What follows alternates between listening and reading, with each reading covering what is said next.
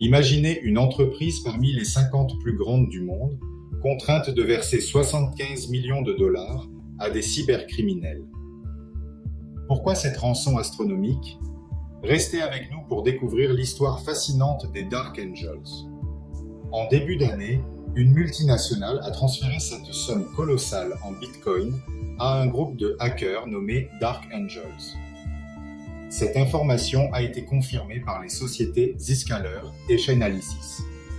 Les Dark Angels ne sont pas des cybercriminels ordinaires. Contrairement à d'autres, ils ne développent pas de nouveaux malwares pour les vendre. Ils améliorent des codes existants, comme ceux de Ragnar Locker et Babook. Leur méthode est redoutablement efficace.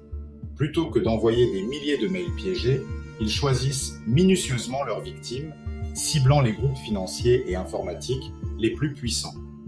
Ces hackers sont capables de collecter des bases de données de 1 téraoctet sans que l'entreprise ne s'en aperçoive. Leur discrétion est leur force.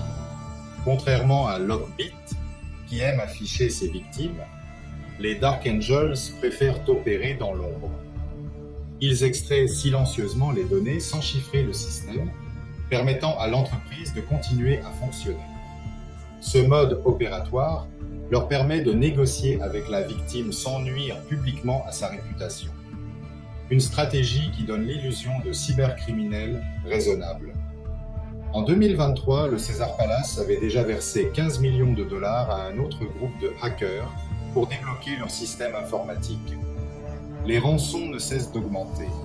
En 2021, le groupe financier CNA Financial avait cédé aux exigences des malfaiteurs en leur transférant 40 millions de dollars.